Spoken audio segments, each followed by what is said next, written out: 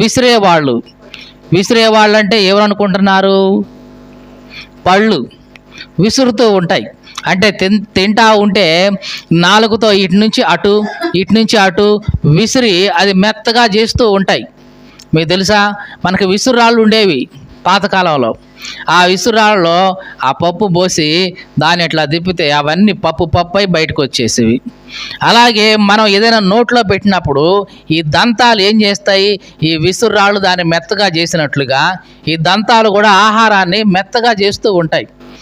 వృద్ధాప్యం వచ్చిన తర్వాత, ముసలోళ్ళు అయిపోయిన తర్వాత ఈ విసరివాళ్ళు కొద్దిమంది అవుతారంట. ఎంతమంది అవుతారంట? కొద్దిమంది అవుతారు. అప్పుడు 32 పళ్ళు ఉండేవి నోటి నిండా. ముసలితనం వచ్చిన తర్వాత ఏమవుతారు? అవి ఊడిపోతూ ఉంటాయి.